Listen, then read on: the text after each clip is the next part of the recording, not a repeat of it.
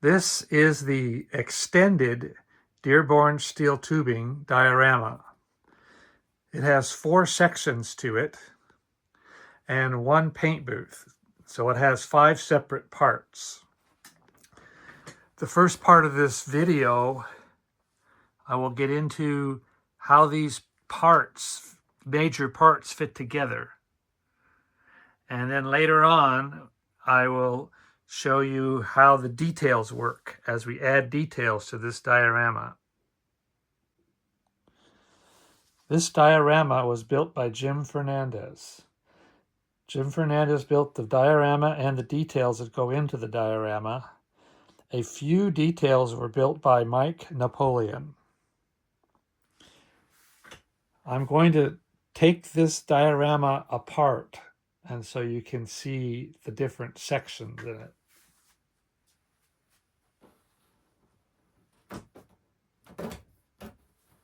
First, I will take the roof section off.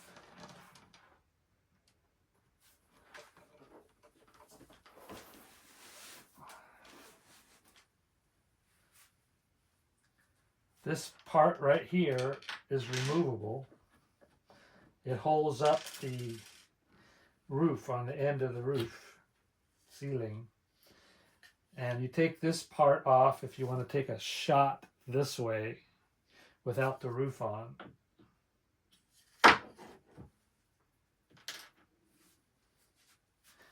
This floor piece is an extension piece to use to take far away shots, and you can take them without this ceiling if you want. The ceiling would be for very, very far extended shots.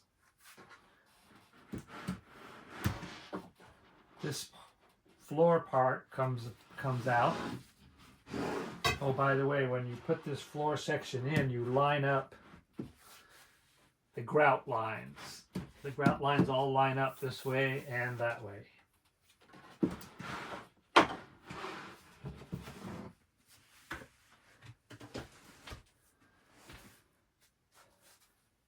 This section here is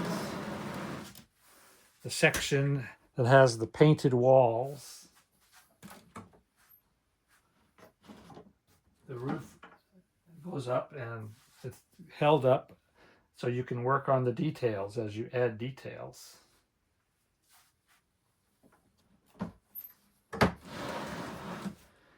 This section has the same situation where you can lift it up and add details to it.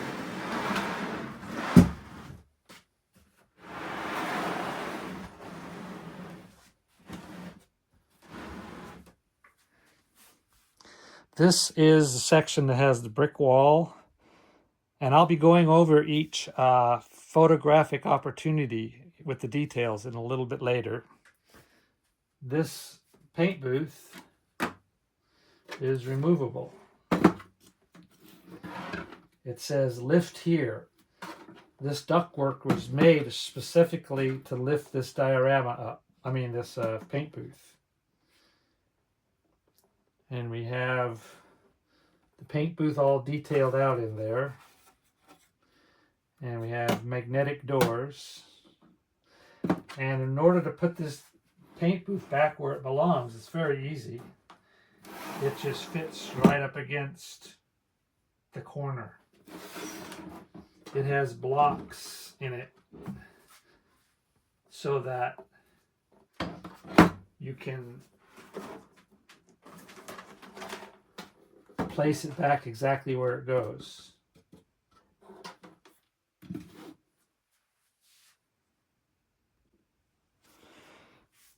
The reason this paint booth is removable is so that you have more opportunity to take photographs on this block wall. And the way you remove this paint booth, you pull the cord out for the lights. This paint booth has lights. You pull that cord out, and on the back there is a magnetic magnet that holds this vent. And this vent goes right there, covers up the hole. And now you can take some photos this way, which I will detail later on. So those are the 5 major pieces of this diorama. You have the block wall area, you have the painted wall area, you have the floor, you have a ceiling for the floor, and you have the paint booth. So I would consider that 5 different sections. The way these 2 major pieces of diorama fit together is there's a stop block right there, which stops behind this. So as you move this around, you put it up close right next to this piece of diorama, and then you move this diorama forward until it hits that block. And that is where it's aligned. Also, because of this wall here, it makes it difficult to take photos of the paint booth if a car were to be in the paint booth. Let me see if I can show you here. Okay, so if this car were in the paint booth, you don't get a real good shot of that paint booth.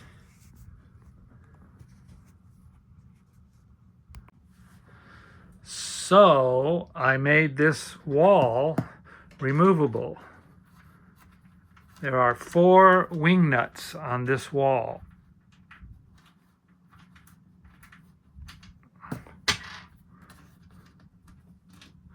And if you take these 4 wing nuts out,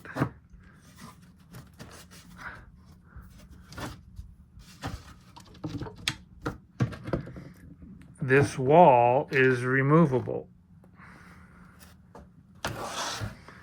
So now you can take shots of the diorama from this angle into the paint booth. And of course, if you had the floor here, you could take a good shot, even with the roof. You could have the roof on, take a really good shot of the whole diorama from this angle by removing this wall. This piece of wall comes off. Normally, we want to keep this piece on because it supports the roof. But it can be taken off for a short period of time to take photos. The next thing I want to show you is how the lights work in this diorama. This is the lighting box. It plugs into a regular standard outlet, and it has 4 dimmers. 1, 2, 3, 4.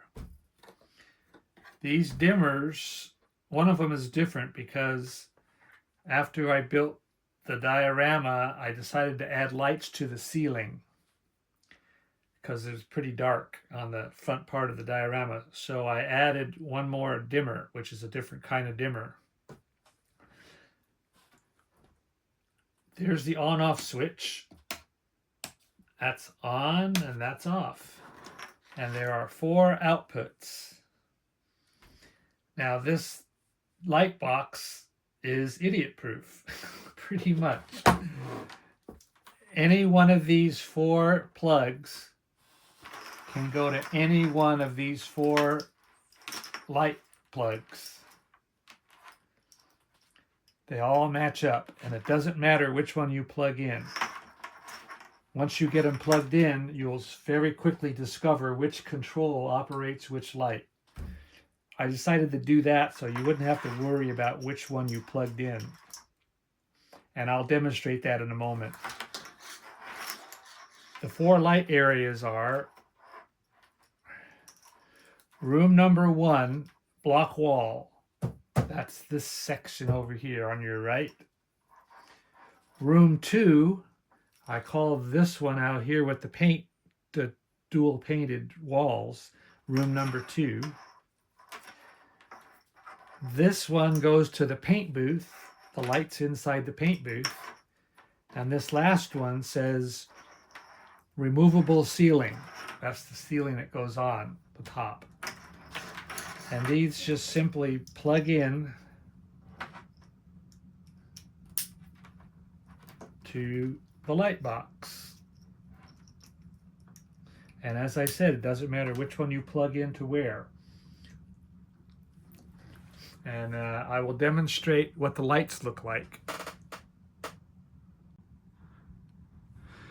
Okay, before I show you the adjustable lights, I just want to make a point that sunlight can be shown through these windows.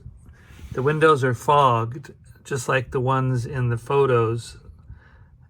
These are replica of the lights in the Dearborn steel tubing, the windows in the Dearborn steel tubing diorama, and you can run lights behind them to make it look like sunlight's coming in case you want that effect.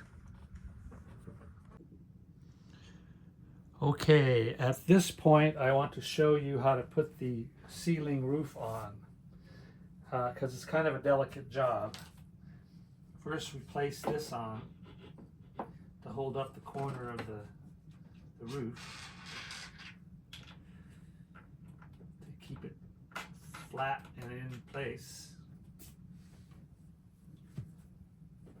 And this is rather delicate. These lights and these trusses, you don't want to bang them on anything. So you always want to store this like on this way, upside down. And when you place it on the diorama, you just have to kind of be careful. It fits on pretty easily. And then I have a pin that I stick here to keep it from falling off. So that's how that's placed on. Okay, now we're going to try the lights. If you remember, I plugged in the plugs all randomly. Didn't even care which one was plugged in where. So we will see now which light is dimmed by which dimmer. So first thing I'm going to do is turn it on. This power switch here turns off the 120 volt AC. So that's the main power switch for the light box. And now what we'll do is we'll see which one controls what down here. Okay, the first control, the small one, I'll turn it on and see what happens. Oh, and it works the lights over in the block wall area. You can turn them up all the way, or we can dim them. We'll keep them dimmed for now. The next controller, let's see what it does. It controls the paint booth. The paint booth can get very bright. I have some bright LEDs in there, bright lights. So we'll dim that down. And the third control, let's see what it does. It controls the walls with the painted wall area. Let's see, so we can dim that down a little bit. Oop. There we go. And this last one, it better work the lights on the ceiling. Yes, it does. The lights on the ceiling.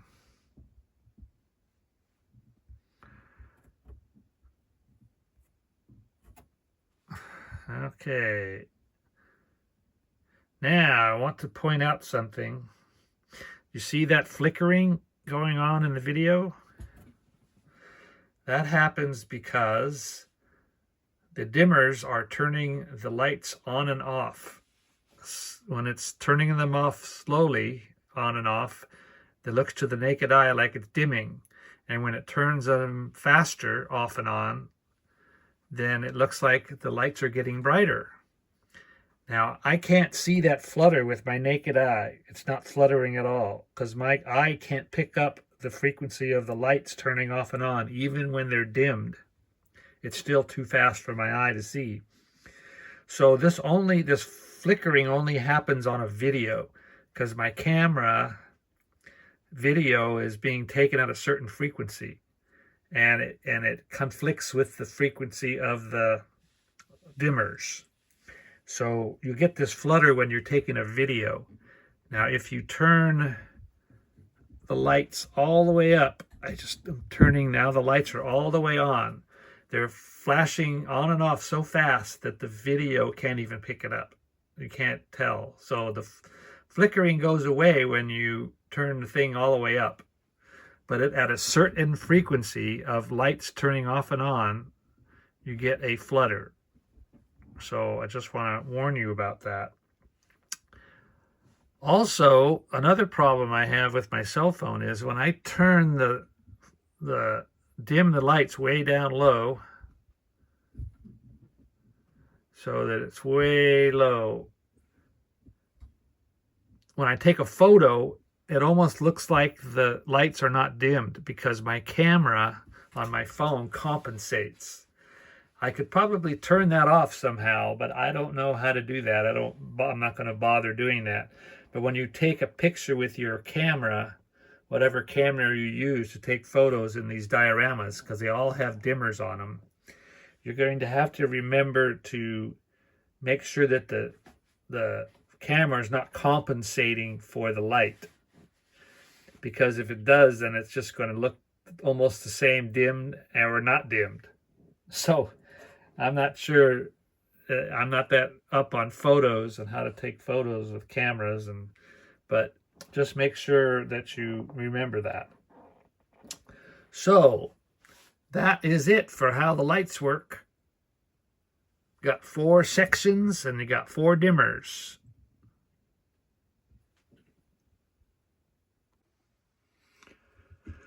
Okay, if you look way back in the corner, on top of the paint booth, you'll see a lamp, a light.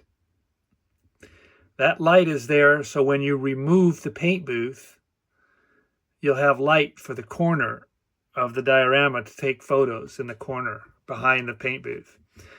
But while the paint booth is there, you might want to turn that light off. See, I just turned it off. And now it's back on. Now I'm going to try it, turn it off again. See, that looks more natural to me. Why would anybody put a light on top of a paint booth? So, if you want to turn that light on and off, I put a switch on the back side of this diorama right here. On and off. And it says, light above paint booth. So this is the switch for the light above the paint booth so that it looks more natural with it off. And if you want to turn it on, you can. Well, you should turn it on when the paint booth is not there when you're taking photos of that corner of the diorama. So just another little added light switch to remember. More stuff to remember. So that is how the lights work in the diorama. Now we're going to move on to setting up details in the diorama. We're going to start off with the two-tone wall area. In this area, we have photos. Actually, they are concept drawings that are on the wall. And I'll show you how that fits in with our photographs. But these are concept drawings that are permanently glued onto the wall. Notice we have the 2 LYNX concept pictures. It fits in nicely with the story. And I'll show you how that fits in with the photos. But on the other side of this wall, we have 3 little dots. And those are magnets. And we have posters and pictures that have metal backings to be stuck on the wall. These are the different things that you might have seen in the Dearborn steel tubing diorama. This is the extended Dearborn steel tubing diorama. But they're items that were related to the things that were built at Dearborn steel tubing. You can see the different cars that they built. There's the Mustang 2 right there. And we even have the magazines that were published with Dearborn steel tubing cars. The Italian here and the Mustang 3 here. These posters and drawings have dates on the back. Every one of them has a date on the back, and that date corresponds to when they might have been seen on the walls of the diorama. So you have to be aware of that. 1963. The Mustang 3, this magazine, was published in April of 65. So if you're not taking any photographs after April 65, then you really can't use that one. But what these do is they stick on the wall with a magnet, and then there's 3 spaces for them. So that's the first thing I wanted to show you, that these drawings go on the wall. These pictures and drawings and photos.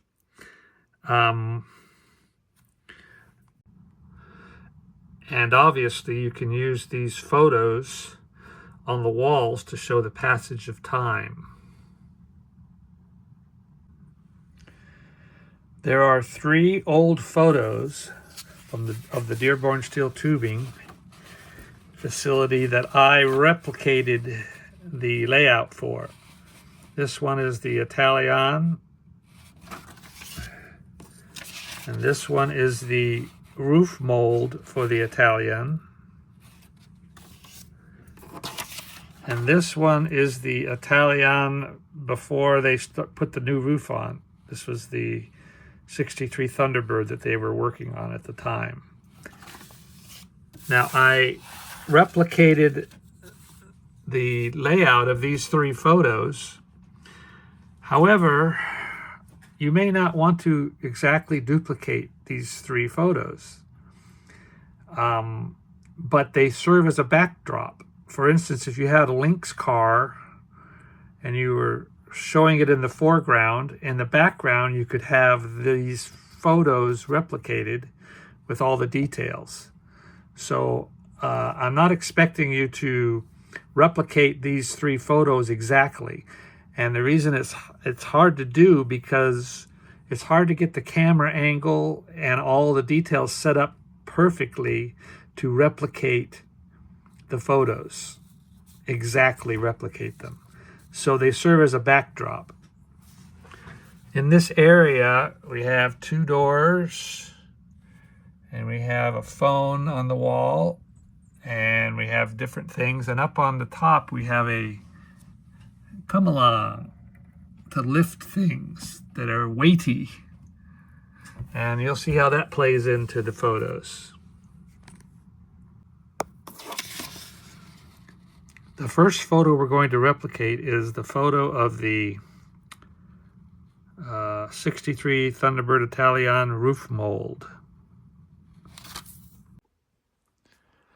The first order of business is to lift up the ceiling. And that's done by lifting it up and pulling on this arm here, so it locks in place. This arrow indicates when you want to release it, which way to push it. So it'll lock in place and it won't come down, but you have to push it in order to release it. It also won't lock into place by itself. You have to pull it. So that's an important point. And in order to get in here to put in the details, you need to have the roof up, the ceiling up. So we will start putting in the materials. This is a skid that's made to fit in the corner like that, all the way into the corner. And we have some junk and cardboard boxes that go right about there. And I'll show you how we adjust that as we go. This is a table that goes up in this corner, and it has drawing items that might have been on that table. And in the drawing, in the photo, you only see a very corner of this table. So we have to speculate what is on the table. And in this case, it's tools and drawing. Now, this table can be used elsewhere, or it can be left where it was. And as time passes, you can put this on top of the table. And what this is this is fiberglass work, tools and resin and brushes and things that you use when you're working on fiberglass. And since the roof mold is fiberglass, you could even start out with that one there like that, because you only see the corner of the table. But I suspect that the corner of the table had a drawing on it, so we'll use this one here. And that goes right about there. Okay. The next portion is they have a lot of cardboard laying on the ground, I guess to protect the floor from the fiberglass, the resin. But there's a combination of cardboard boxes, and then there appears to be another one up in front here, just like that.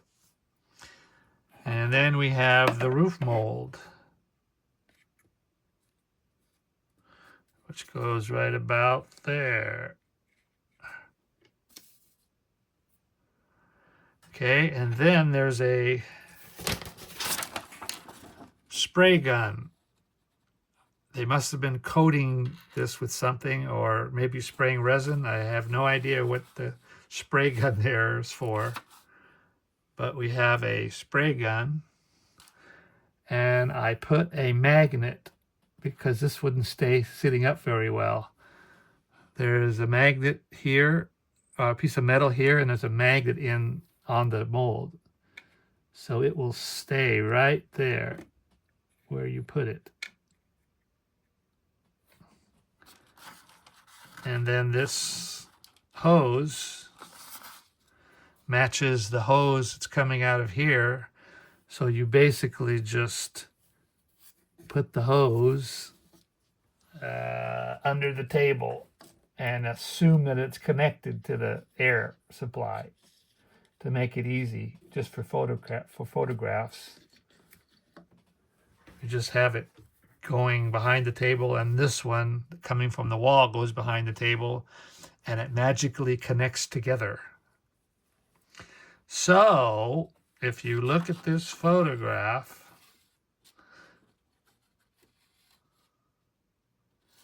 and then you look at the layout, take this camera off, come down here to where you're 3 inches above, and you compare this photograph with this photograph, you will see, I've got to lower the roof though.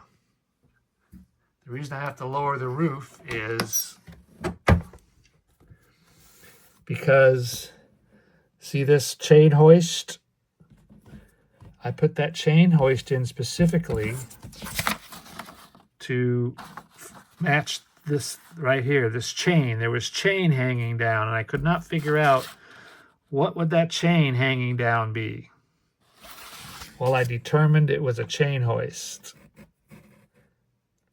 So there's your photo. And again, like I said, when you try to match up exactly where everything is at, and of course you crop the photo, you can get the exact same photo layout.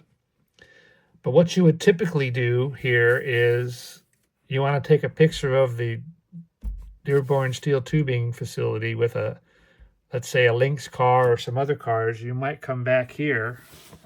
Of course, you put a floor, the extended floor in here.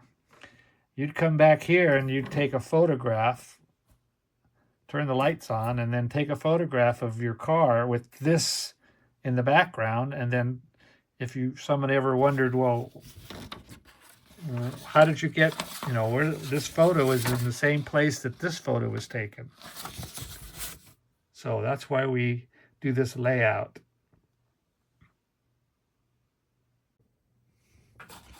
The next photo layout I want to show you is the layout of the Italian Thunderbird with the roof on it.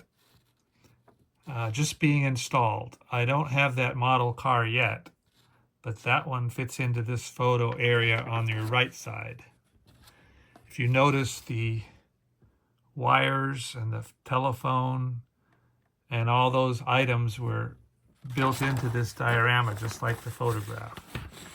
I can't explain why the wires were the way they were, but I replicated it.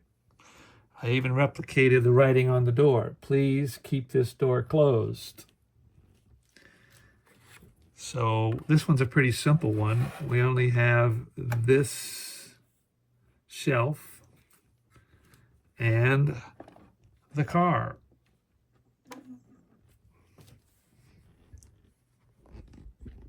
And if we move our camera down here where it should be,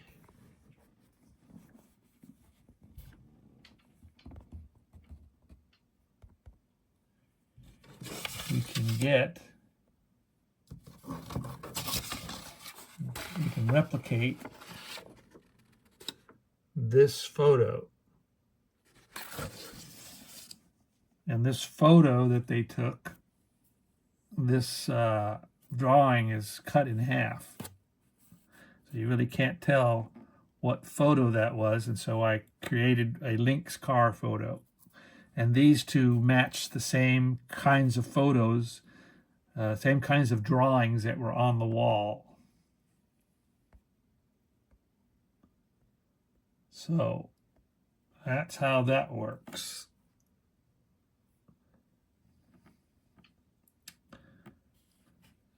And then, of course, like I said, you have to move these things around to get them to be the right angle and the right focal point, and it's pretty difficult to get exactly, but this gives you the backdrop in case you were taking a photo from back here.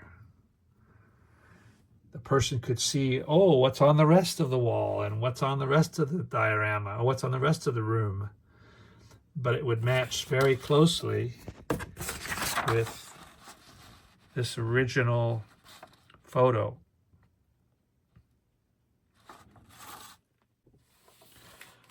Oh, and I also want to mention that this is a perfect example of how over here and over there and even on the back wall, you would add more details from the supply of extra details. Cardboard boxes, fire extinguishers, some tools, whatever you want to add to fill in this area.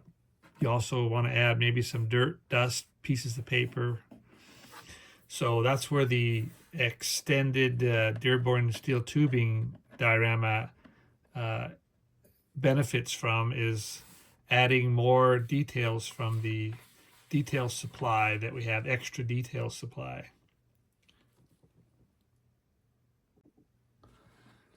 The third photograph of the Dearborn steel tubing. The third old photograph we want to replicate is this photograph here, comprised of the 63 Thunderbird before it becomes an Italian. And so I've built some things that will replicate this photo. First item is we want to cover up this door. So I built a piece that fits in here. It covers up that door. Then we have some workbenches in the back. And here we have a workbench with a vise that can be used elsewhere in the diorama. And this is a set of tools and things that can be put on this workbench that, you know, can be taken off or put on or whatever. So all the things in this diorama are movable and replaceable and etc. etc. Okay, that goes like that. Then we have a car that Vince Labasco built, which goes right about there. We have a piece of lumber that has to be put right there, leaning up against to replicate the photo. And then next to that is probably a door. But I also have a piece of larger, whatever, panel that might go there. But we'll assume that this was a door.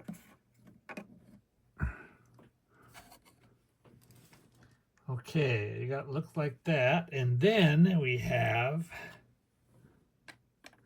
over in this area,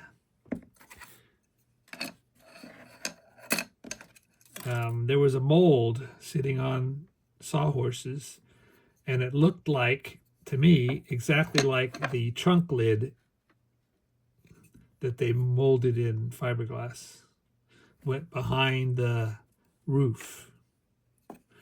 As I recall, there is no trunk on the Italian.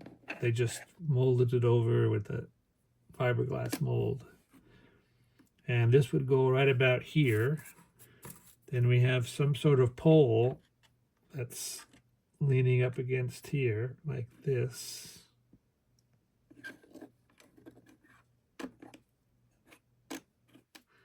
And the car goes something like that.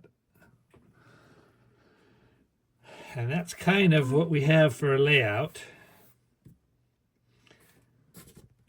And if you look at the drawing, you will, the original photograph, you will see some of these items back here that I replicated. A workbench with a vise that I replicated. And the trunk mold. And there's the car. So you move the camera to the right angle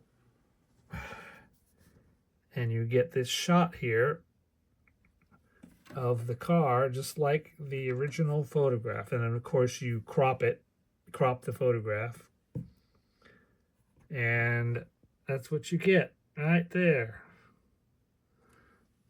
So again, like I said, you might want to add more details, like underneath those workbenches, need some cardboard boxes, some junk on the shelf under that workbench. And again, as I said, you move this back, put in the false floor in front of this one, put in some cars in front of it, and now in the background, this scene of the 63 Thunderbird becomes your background. And you could even leave the things over here. You can leave all that stuff. You can leave this shelf from where it was. And it gives you exact replication of the Dearborn steel tubing, the way it looked back in the 60s.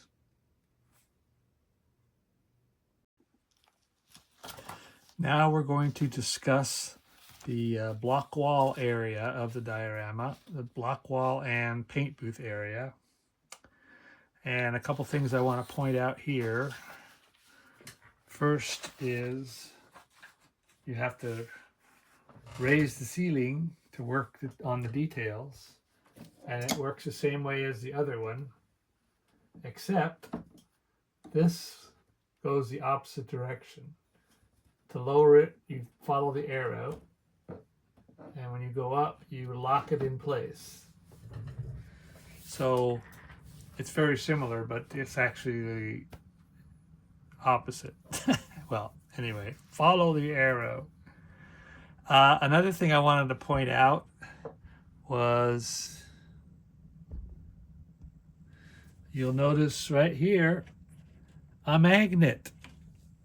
And that's another place where you need to put some sort of artwork or, posters or photographs that I showed you in the other section.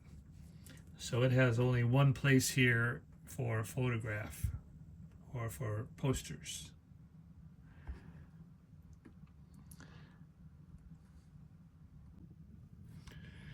Because we have a paint booth in this diorama, we needed to have a paint mixing workbench. So we're going to install the paint mixing workbench. And I want to point out to you that it's reversible. This is the bottom, the floor. They papered the floor so they wouldn't get too much paint on the floor. And this is the workbench. And it is reversible. And this is reversible. Meaning, if you take a picture in 1962, along comes 1963, and you probably should reverse this and the floor. Just so the passage of time.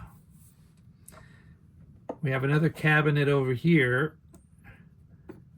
and this one is not reversible.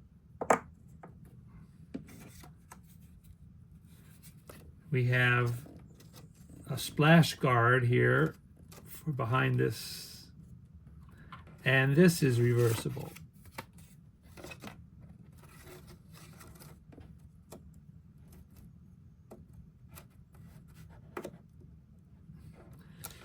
So keep that in mind. A lot of reversing to remember when you're taking your photos. The top of this workbench is metal underneath that cardboard, underneath that covering. So most of the stuff that goes on there is magnetic. Here is the paint rack, and it is magnetic, so it stays up pretty easily, and it is reversible. This is all the paint cans they had. A year and a half later, they have these paint cans. So just keep that in mind. You got to reverse this stuff, or some nosy guys are going to figure it out that you're not taking real pictures. Here's a shelf that's reversible.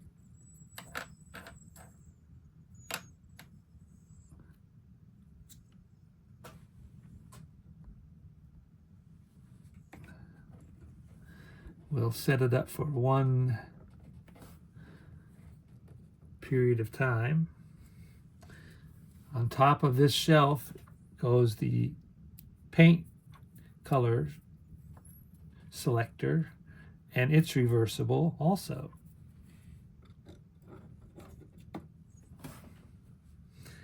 Okay, then we have a scale, which is magnetic. And maybe you can move the scale from here to here as time goes. And you have some mixing sticks, magnetic. And you have a container with a little scale on it. It's got a mixing stick in it, maybe some red paint. And then you have a paint gun that is being disassembled, taken apart. It's not plugged into the air, so the hose can just lay there.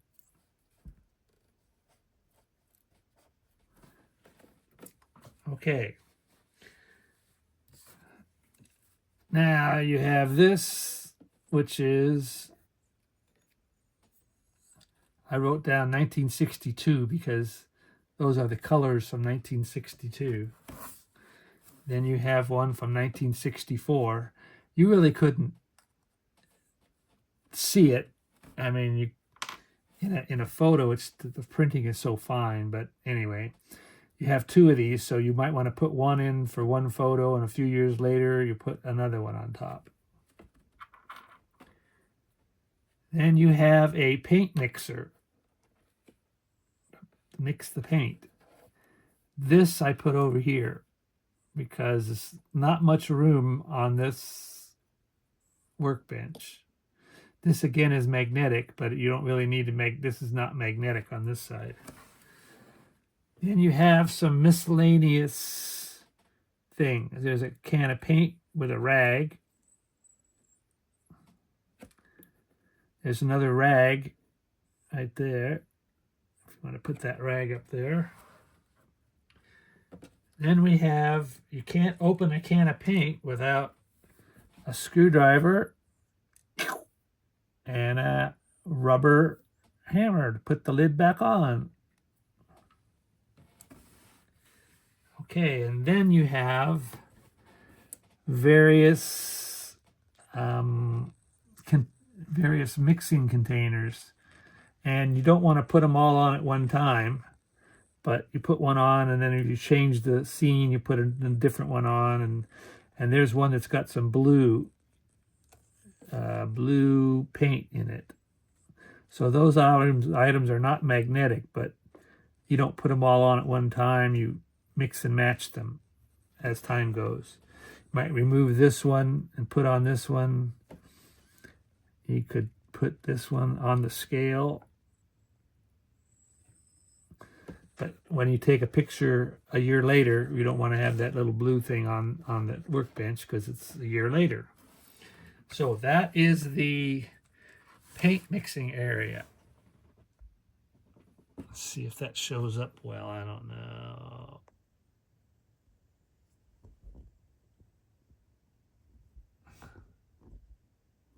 This sign stays, though. It's glued on. So that's your paint mixing area. Okay, the first photo we want to set up in this area is of the Mercury comet being built. And there's the photograph. As you can see, the oil spill on the windows and the block wall.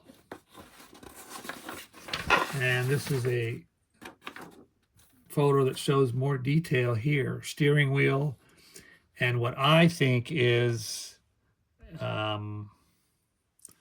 looks like a hood hinge to me. But this is what we want to set up here in this area. And both of the photos show the same car. Okay, so we have this table, and this comes off this table, this top. In case you want to use the table for something else, it peels off. But there's the steering wheel and the hood hinge. And some miscellaneous stuff.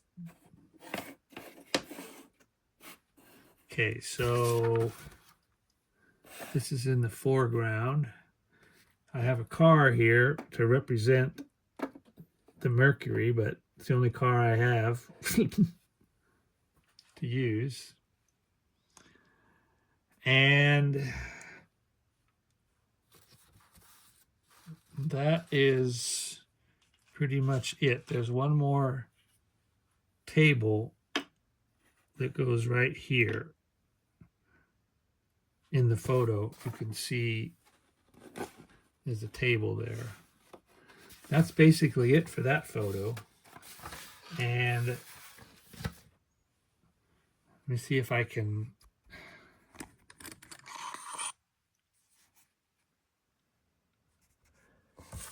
sit down and make a replica of this photo. It would look something like that.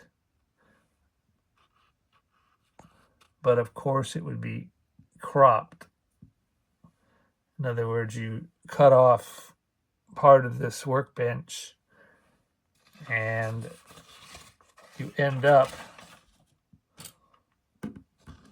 with a photo that looks like this photo. With the oil spill there and on the edge of the table. And, you know, if you play around with the angle and you have the right car in there, you can get that shot real easily. Now you might want to move the the paint booth over here because it's as back as far as you can go. You don't really need to move it to take this shot, but if you want to take a shot back here without the paint booth, you could do that. It would look like a different part of the factory, different part of the facility. But that's your shot there of that one photo, of the old photo. Now I showed you in another video how to take pictures inside the paint booth. But now that you have this paint mixing bench there, you get some nice photos of the whole area. Taking this wall out or leaving it in, having the ceiling on here, having this other part of the diorama next to this one, you know, you can get some very interesting shots. And pulled back, you can add more cars. You could also take a photo of the car inside the paint booth, turn the lights on, and then you get all the details inside that paint booth. There's some things inside the paint booth. I think in a minute I'll show that to you. But this is basically how you use that paint booth in the whole scheme of things.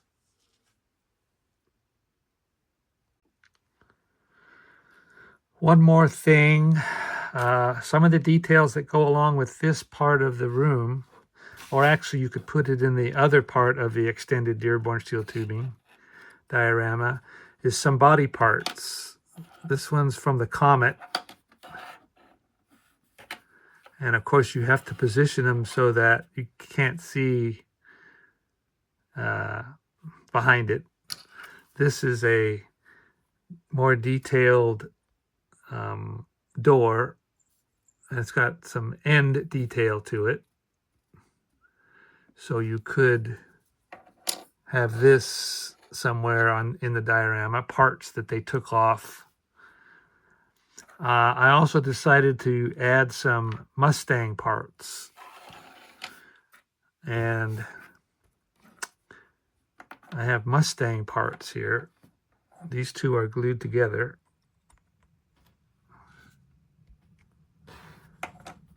But you put this up against the wall.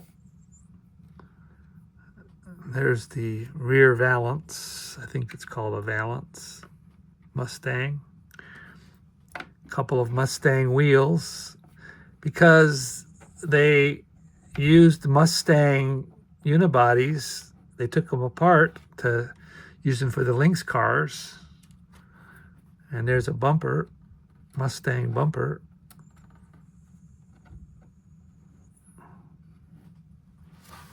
So these are just some parts, miscellaneous parts that I have that you could throw in the background. if you don't like the detail of them, put them way in the background. If you know what I mean. Like if you're taking a shot of this whole diorama, you could just put it back there and someone will recognize that as a Mercury hood. So I just want to point out we have some body parts that we can throw in here. And if you want, you could make some more for yourself and throw more body parts in.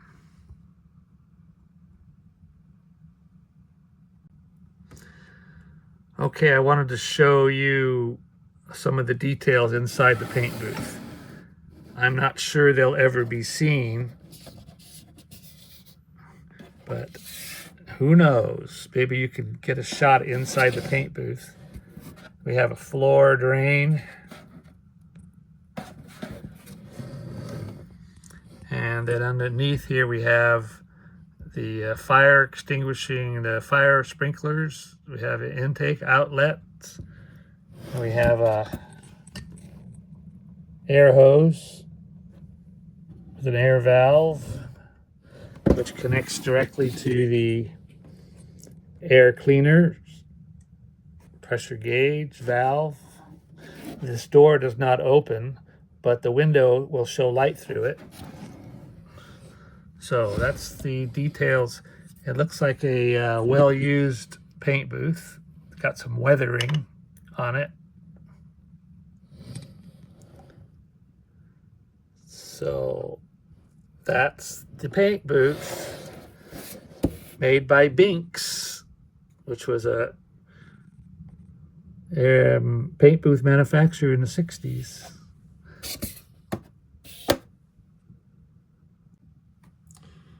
Okay, with the paint booth removed